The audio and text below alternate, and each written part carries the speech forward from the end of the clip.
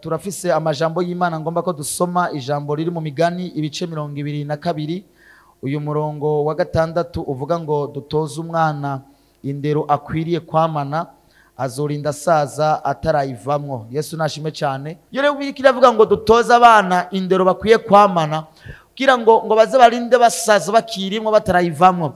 Nurutonde rudasanzwe rusabwa ko umuvyeyi wese arufata nkama kumva ko ni gikorwa cyo gutegura abana ba kazoza, tugatunga abana bafise kazoza mu bikorwa vyose apana bigaragara ariko n'ivy'imwemu, tugatunga abana bubaha Imana. Yesu nashime cyane. Harandi majambo aza kutwereka kandi mu gitabo cyo gusubira mu vyagezwe ibice 6 tugera ku murongo wa 6 n'uwindwi, avuga kandi ngo ayo mabwirizwa ngo mbageze uyu munsi ngo azahore mu mitima yanyu, ngo muze mugire umwete wo kwigisha abana banyu, muze muyahoze mu kanwa iyo mwicaye mu nzu, niyo muriko muragenda mu nzira, niyo muryamye, niyo muvyutse. Urumva uruhara rw'Imana mu miryango, mu bavyeyi. Imana ihamagarira cyane abarongozi b'imiryango gufata nkama inyigisho z'ijambo ry'Imana, kuzigisha abana bayo ngo bakabihorana kandi mu mwete udasanzwe, kandi ngo niyo baryamye, iyo bari mu mihana yabo bagakomeza izo nyigisho kwigisha abana babo. Hari gihe abana bava mu ishengero bize n'imirongo ya Bibiliya, mugabashika muhira bagasanga hari rundi ruvange ruhari muhira rudasanzwe n'inyigisho bakuriyemo canke bariko barigishwa. Y'amajambo mu Migani twasoma ntabagifise inkomezi. Kubera iki? Ivyo bahawe muhira ntabwo bibandanya bifise imbaraga naho bagiye. Cyo gituma abavyeyi muri hano muri kino kibanza tubahamagarira kumva kubabwira ko izi nyigisho z'ijambo ry'Imana abana bakira hano zagomba kura urukwirikirano rw'ubuzima babayemo no mu miryango yabo. Yesu nashime cyane. Haleluya. Iyo muryamye, iyo muri saro, ganiriza abana ijambo ry'Imana. Babaze ngene biriwe, babaze ngene ibijanye n'ivy'umwuka biriko biragenda, babaze ibibazo bahurana navyo. Kubera ngo nababwire ko bavyeyi iyo abana mubarera hari ibibazo bahurana navyo bimwe banatinya no kubabwira bivanye na relation muba mufitani, ariko mugiye mubaye ikiganiro kijanye no kubakomeza, kubereka vyagazoza bihambaye bikwiriye mu miryango ya bakwiye kumena no gufata nkama aba bana bakura badasanzwe mu bikorwa vy'Imana. Tutuze n'umusugwaruka rutoyi ko rurakura, tubona ko duse kazoza kazohava gati ntumbero ivy'Imana bikibagiranwa. Cyo gituma ya majambo avuga ngo muze mugire umwete wo kwigisha abana banyu. Bavyeyi mugire umwete wo kubigisha ijambo ry'Imana cyane, bizogira ikimazi. Haleluya, haleluya. Ko Paulo ari karandikira abanyefeso ibice 6 ku murongo wa 4 yavuze ngo namwe base nimukaratse abana banyu, ariko mubarere mubahanura uko umwami wacu agomba. Haleluya, Bwana sifiwe. Akenshi arige dukarira abana mu byo tutabigishije. Umwana kisiko murabibona, hari gihe umwana haza nk'umushitsi mu rugo ugasanga umwana yicaye ku meza, canke wagura ifanta y'umushitsi ukazona umwana yisimbiye karayinyoye, ugacuba ngo wama ngo nta soni n'ubuzima yaramaze imisi abayemwo, ntaca vyigiraho nyene, ariko ugaca ugomba kumuratsa no kumubirira nabi. Wanasifuwe saha. N'urutonde rudasanzwe ntibiza kubera gusa mwishengero, indero igomba kubandanya no mu miryango dusanzwe turimo. Haleluya. Rero iyo turiko turavuga abana kubigisha no kubarera, haleluya, nagomba kubabwira kandi kari gikorwa c'imiryango c'abarongozi b'imiryango, abavyeyi. Haleluya. Namana babwire ko Imana yadushize imbere kurera abana, haleluya, mu nzira yayo. Haleluya. Iyo ko turasoma mu gusubira mu vyagezwe 11 ku murongo wa 19, aya majambo aragaruka kandi akavuga ko ngo muze ngo muyigisha abana banyu, ngo muyahoze mu kanwa, ngiyo mwicaye mu nzu, niyo muriko muragenda mu nzira. Aya majambo aguma agaruka, bisigura ko ibintu bikwiye kuguma bigaruka mu miryango, ibintu bikwiye kuguma bigaruka mu ishengero, ni inyigisho zihwanye n'ivy'Imana igomba ku miryango yacu. Shengero ry'Imana turafise umwenda, haleluya, wo kurera ugwaruka rukiri rutoyi. Abantu ntibagitinya Imana, abantu ntibacubaha Imana kubera nawe uza kugorora igiti caramaze gukura. Haleluya. byagomba ko bihera hasi, aba bantu bakigishwa cyane, abana bakamenya Imana bakiri bato. Ibyo byoba byiza cyane. Haleluya. Kubera iki? Uru rutonde rwo kwigisha abana si umugambi uherera ngaha, ni umugambi w'ibihe bitazoshira. Iyo Pawulo ariko arandika kandi yandikira Timoteyo wa 2 ibice 2 ku murongo wa 2 yavuze ngo kandi ibyo wanyumvanye mu maso byabona byinshi ubishikiriza abantu bo kwizigirwa basoshobora no kubyigisha n'abandi. Bwana asifiwe sana. Haleluya. Rero iyo umuvyeyi yigisha, haleluya, nibiherera gusa mu majambo, amen, ariko kandi no mu ngeso ziwe no mu karoro kiwe n'ingene abana bamuraba n'ingene bamubona. Ivyo biragaruka bikaba ikindi cigwa kidasanzwe. Akenshi ntitugomba kuvuga ngo murabe ivyo mvuga ntimurabe ivyo nkora, bwagomba kuba ubuzima uwo muvyeyi ubamo. Abantu kenshi nawe sinzi ko mahora mwumva bavuga ngo narakurungikiye umwana pastor ngo uramurera nk'uko mengo ni kintu yataye wewe atamwanya afise wo gusubira gukwirikirana. Ariko urutonde rw'abavyeyi n'ishengero nuruherekerane rw'inyigisho tuba dufise, kuko abarongozi b'imiryango nibo barongozi kenshi b'ishengero. Byagomba kuko aba bantu baregwa batunganywa bakiri bato, urutonde rubandanye no mu miryango iwabo, inyigisho bahabwa ngaha zikabandanye no mu miryango iwabo, zigakomezwa kugira ngo turonke urundi rungango rwiza ruzokorera Imana. Abamana bariko barakora bakuru babo barabibabona ko bavyize ko. Iyo rero ibitariko biragaragara cyane ngo bigende vyama ivyamwa bikomere, turiko dutunga urunganywe ruhera mu kanya gatoya. Yesu nahabwa icubahiro. Yesu nashimwe cyane. Rero tuko turavuga ibijanye n'iyo ndero duha abana, nukuvuga ngo nukubigisha ijambo ry'Imana, twabigisha karanga mutima ko kubaha Imana n'urukundo rwayo. Yuko turasoma ivyanditswe turabona muri Ancien Testament berekana ngene aba ba Daniel bakiri Babuloni ingene babaye ubuzima buhimbaza Imana, bavuga Imana yabasokuruza babo ngene yari iri, ingene bubaha Imana, ingene bakorera Imana. Urungano rw'uno munsi turakeneye abana bakura babe ngo bakuru bacu bakorera Imana. Abavyeyi bacu bari bameze uko, bakubaha Imana gusa atari uko bayizeye, ariko bivanye n'ivyo babonye mu bavyeyi babo. Shigero ry'Imana, urunganwe ruriko rurapfa uyu munsi nta kindi kiko kiragwica, n'abavyeyi bibagiye ivy'Imana bahamagarira muri iyi si. N'abavyeyi bibagiye ivy'Imana igomba kubijanye n'ishengero n'imiryango yabo. Urunganwe bararureka rukitwa ruko rugomba, ariko nagoma nababwire ngo ni kibazo kidasanzwe. Yesu nadufashe cyane. Indero irakenewe. Abavyeyi mufata umwanya wo kwigisha abana banyu, apana kubarekurira abakozi ku telefone ngo halo ngumonere yariye mbona yiriwe mbona yasinziriye, wowe wibere mu kabare ugakoresha telefone gusa ugataha ugombeye. Abana bamwe hari n'abatabona abavyeyi babo, babakumbura bakabona haciye indwi. Yesu nashime cyane. Weekend yagera aho kuba imbere yaho ngo babigisha ijambo ry'Imana, bakaba bibere muri sport mu bubare. Imana idufashe cyane. Kabarungikana abashoferi bagende gutembera, bagende ku ma plage batari kumwe nabo. Bavyeyi muri ngaha, ibi bikorwa mubona biko birakorekera muri no shengero, nuko turiko turagira wa mutima wari muri Kristo Yesu. Abantu b'Imana bagomba gukurira mu kuri kw'ijambo ry'Imana. Haleluya. Rero ishengero n'abavyeyi murakwiye rero gufata nka nkama mu gutegura aba bana banyu. Haleluya. Haleluya. Kindi gikomeye hano nuko abavyeyi bagomba kugendereza ibihe. Iki kintu maze iminsi ndiko ndaciga ko hari ibihe Bibiliya iba yaravuze, ariko kandi abarongozi b'imiryango n'abavyeyi nibigere bafata nka nkama ivyo bihe. Ibihe bikatuza ko tudashobora gukosora, kuko byari kudutwara umwanya ko dukosora kare, ariko ugasanga igihe kiraje udashobora gukosora. Nicyo gituma abavyeyi mugomba kugendereza ibihe. Haleluya. Imana irakeneye abavyeyi mu miryango hamwe no mu mashengero bahaguruka kurinda no gutunganya urunganywe rukwirikira. Baraje na ntaryo kwiyumvira kazoza k'ishengero.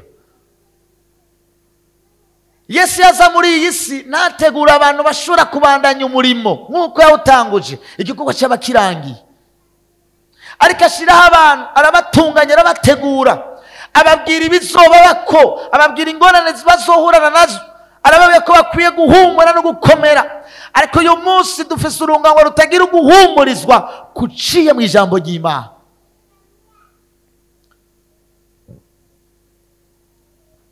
Uruhara rw'abavyeyi ikara mu ruganda ntibacura. Bwana sifiwe sana. Mu ndero y'abavyeyi y'abana. Haleluya. Rero kubaka indero ishingiye ku Mana, haleluya, no kubaka rero mu mibereho, abavyeyi bakagira urukundo rw'abana babo rukagaragara mu miryango. Hari gihe usanga mu muryango hari n'abana babarezwe mugabo ntibakira urwo rukundo rw'uwo muvyeyi ari ngaho. Imana irakeneye ko dufata nk'amwe ivyo bikorwa. Yesu nashime cyane. Haleluya.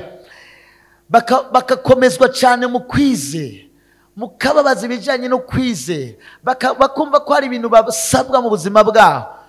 Umwana ntakura atazi ibyizerwa.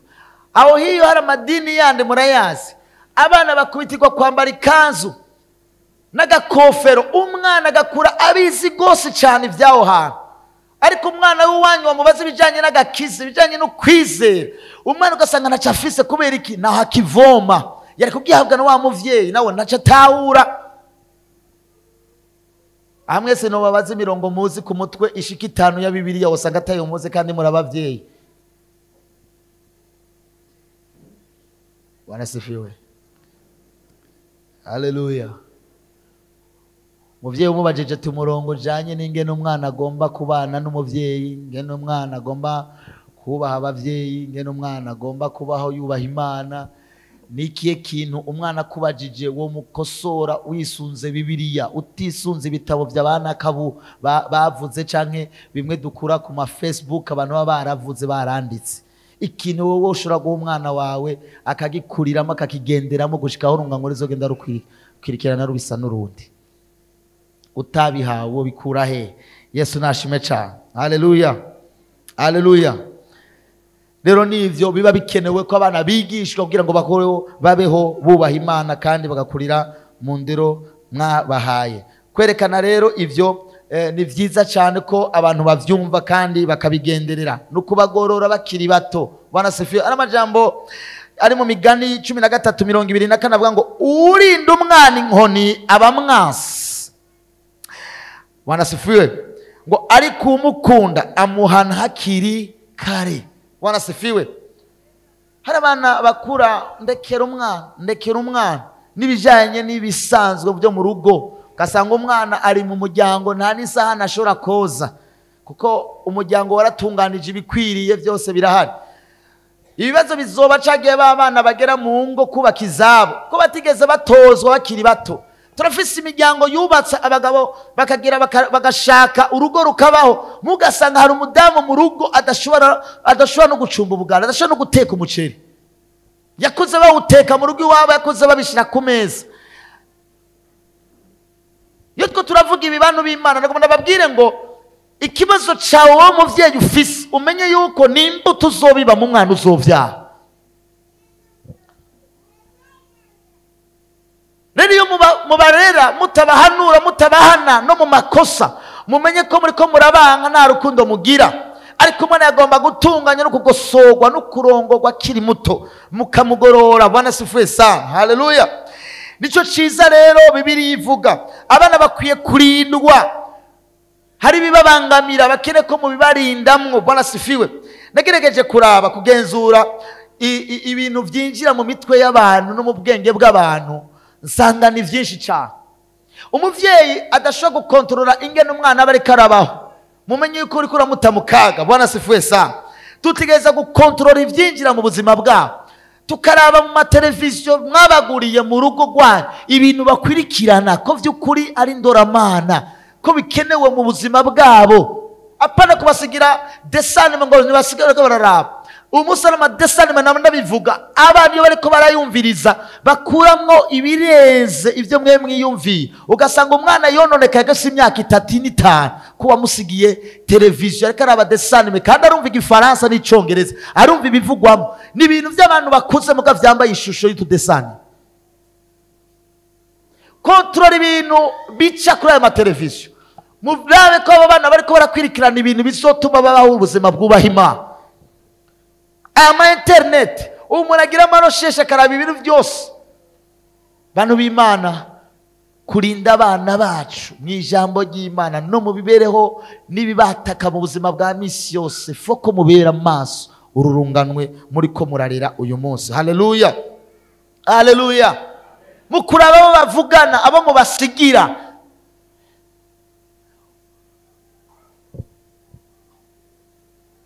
Umwe muri babandi bitwa ko ari abo basigarana abana, na telefone yiwe n'ivyo wewe aho umubiri wiwe n'amaso yiwe, natinya kubiraba ari kumwe n'umwana w'imyaka 2 ariko ararera 3 n'itanu. Ugasanga umwana yarononekaye kuko umwanya uwo witwa umurezi wamusigiye yamuhaye ibiri muri we. Kuko abamukoresha bose se basengera mu mashengero iwanyu ntibubaha Imana nk'uko muyubaha bose, babaha ibyo bafise n'ibyo bakunda. Rinda abana banyu, batoze bakiri bato, reka kubahebera abantu. Bwana asifiwe sana, haleluya, Yesu nashimwe cyane. Reka nagirize kandi ku ruhara rw'ishengero. Abana mu ishengero, abanongozi bagomba gutoza indero abana mu nzira y'ubwami bw'Imana, bagashiraho ibijanye n'amashuri y'ijambo ry'Imana. Ibi twebwe twita Sunday school n'umwanya mutoya. Haleluya. Iyo ishengero riko ritoza abana no kubigisha, vyagomba gufata umwanya munini cyane, kandi uwo mwanya aba bana bakabaraba neza ko ivyo babigisha babishira mu ngiro. Raporo y'abavyeyi n'umurongozi w'ishengero ikama ikwiriye, ikama iriho baganira bavugana. Ariko urashobora gusanga ari umwana yinjira muri eglise, yaba umuvyeyi atazi abarongozi b'ishengero, yaba n'umurongozi w'ishengero atazi n'abavyeyi b'uyo mwana. Nizere ko ibindi ko ndavuga bigomba kuba mu mitwe yacu, tugomba ko ari byo dukwiye gukosora. Yesu nahabwe icubahiro, haleluya. Rero aya mashuri no gutunganya inyigisho byagomba kuba urutonde rw'uruherekerane kuva ku ishengero muhira, kuva muhira no mu ishengero, bikaba ibintu bitunganijwe aho abana bakurira mu ndero ziza, bashobora kuba bosigira n'abandi, ikaba icitegererezo ku bandi. Haleluya, haleluya. Nugutunganya ibiganiro hagati y'abana n'abavyeyi. Ibi kenshi mukunda kugira amahugurwa mu ishengero, bakagira amahugurwa mu ishengero y'inyigisho z'ugwaruka, inyigisho z'abakenyezi n'abana n'ibindi. Nimugende murabe ibi bikorane bikunda kuba ivy'abana biba bike cyane gusumba ivy'abubatsi. Ingo nyinshi bavuga ngo amaseminere y'abakenyezi usanga imisi yose ari menshi cyane kuruta y'abana. Epurta kandi aba bantu bagira amaseminere, ibibazo bari kuba barahura navyo n'imitwaro bafise ni vya bindi birengagije kuva bakira abana. Aho bagenda kubaka bigaca bigaruka bikababera umutwaro. Oh, haleluya, haleluya.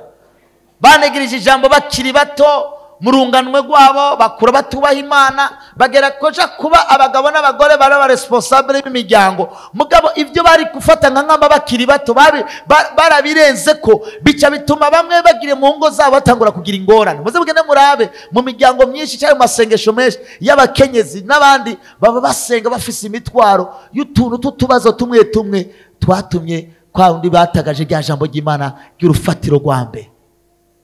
Gituma abana bo muri bagomba kumva ijambo ry'Imana bakiri bato, bakarikuriramwo kugeza igihe bazorisaziramo no mu ngo zabo, bagakura bubaha abagabo babo, bagakura ari abahungu bubaha abadamu babo. Abana bavyaye kuko bafise ivyo bakiriye nabo bikaguma bigaza mu ngo zabo. Urugo ni gubakwa n'amahera, abantu b'Imana, urugo gubakwa n'ijambo ry'Imana. Oh, haleluya. Yesu nashime cyane, haleluya, amen.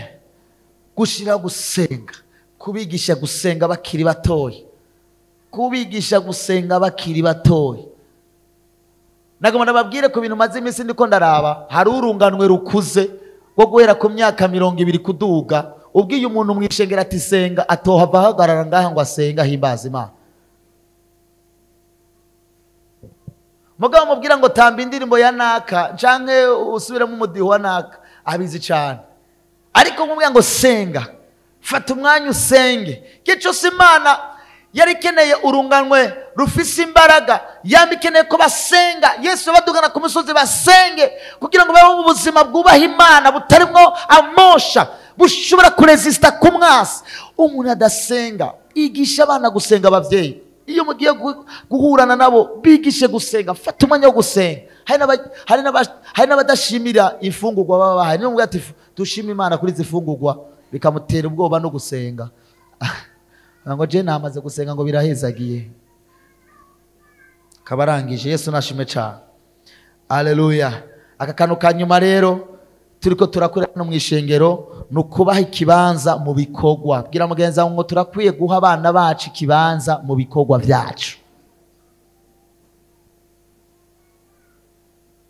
Iyi programme ya Mercredi ibiri y'abakuru bawo, mugabo rimwe mu mwaka nibo bafata iyi programme, kandi muri bo hari abamaze gufata umwanya wo kurongora abandi no ku minsi yindi. Nashaka kuvuga iki? Aba bana ntibagomba kuguma ari abana gusa, bagomba gukura tukabona urugezo bagezemwo. Wanasifuwe sana nukubevaliwa kora abaho umuntu ageze. Cikituma ngaha rero tubategura mu bikorwa babamwo, mu kubategurira, mu kubaduza mu ngabire zabo, ibijanye no kuririmba mubona baturongora. Wanasifuwe sana. Ibi nibyo babatoza bakabigisha. Kindi cya kabiri, barabigisha cyane gusenga, gusubiramo amajambo y'Imana, kuyagenderera. Haleluya.